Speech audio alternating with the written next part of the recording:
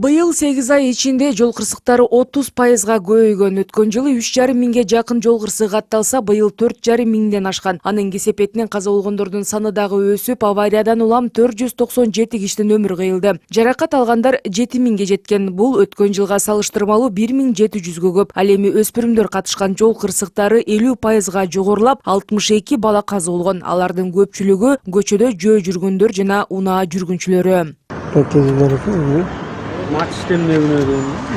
Жол кырсыктарынын 95%нан көбү айдоочулардын жол эрежелеринин билбегендигинен жана айдоо маданияттуулугунун өтө төмөндүгүнөн келип чыгууда, дейт жол кыймылынын коопсуздугун камсыздоо башкы башкармалыгынын башчысы Азамат Исраилов. Айтымында авариялардын 60%ы айдоочунун ылдамдыкты ашырып айдаганынан жана жол тилкесинде туура эмес бурулуудан улам болот. Коопсуз шаар долбоору жол кырсыктарынын санын азайтуу максатында ишке киргизилген эле. Андан бери 2 жыл өттү. Былтыр августта экинчи этабы башталып, бирок дагы деле болсо аягына чыга элек.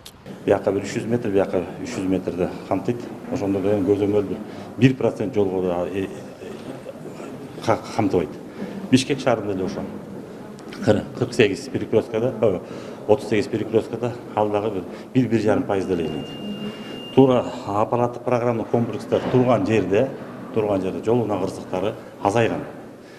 Бирок жана кандай болуптур? Эки аппараттык программалык комплекстин ортосунда биздин айдоочулар төс түрүндө жол эрежесин одон түрүндө бузат, же катуураак айдайт.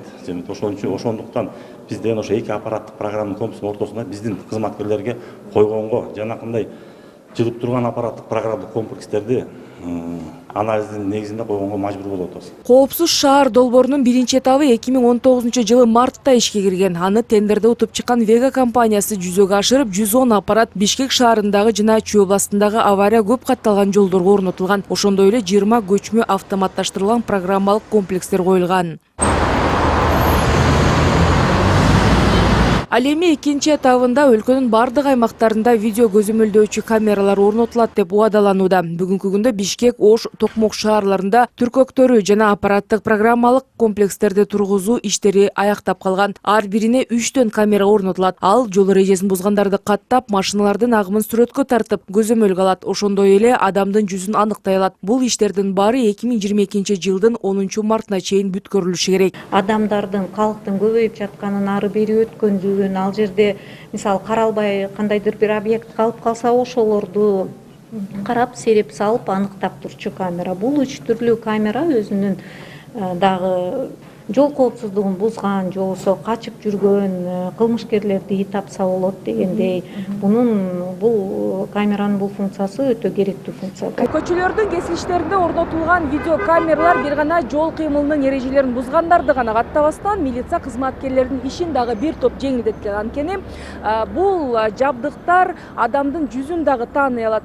Аталган камералардын жардамы менен ушул жылдын 8 ай ичинде милиция кызматкерлери 2000ге жакын кылмыш ишинин бетин ачышкан. Белгилей кетсек, коопсуз шаар долбоорун ишке ашуусу менен Ички иштер министрлигинин алдында санариптештирилген ыкчам командалык борбору иштей баштаган. Ал жака көчөлөрдөгү байкоо салган камералардан кишилердин жүздөрүн таандыган маалыматтар түшүп турат. 40 оператор көчөнү карап, эгерде мыйзамсыз кадамдар болуп баратса, чыр чыккан жерге милиция кызматкерлерин жиберет. Мындан сырткары аталган камералар издөөдө жүргөн адамды да табууга жардам берет. Шариковый камера бул 380 градуска бурулуп, бул жерде ушул территориянын 350 метрге чейин, адамды жакындатканда адам топчусунда көрсөтөт.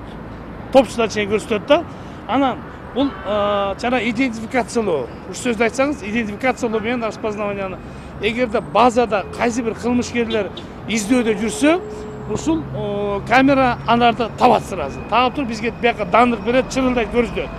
Ошонун негизинде, ушул распознавание негизинде бизде 57 факт кылмыштын ошол издөөдө жүргөндө кармалган. Кайсы жерде мисалы бул сакталып турат да, 28 бир айга чейин камера сакталып турат. Ушул жерде кандай бир авария болобу, ДТП болобу, кандай бир кылмыш болобу, коомдук тартип бузулабы, ошону биз каалаган убактарда атка күртетип көрө алабыз да. Ошонун негизинде мынакей мисалы Бишкек шаарын алсак, адам өлтүрүү 28 факт катталса, анын 11 фактысы ушу видео камеранын жардамы менен ачылган. Чүй областында 43 факт катталса, анын 20 фактысы видео камеранын жардамы менен кармалган. Маалыматтар боюнча Ички иштер министрлиги өлкө боюнча 15 миңге жакын объектини көзөмөлгө алат. Анда 10 миңдейинде көзөмөл камералары орнотулган. Анын 8 миңи Бишкек шаарындагы коомдук жайларда жайгашкан. Рахат Жаныбекова, Владимир Кулбалдиев, НТС.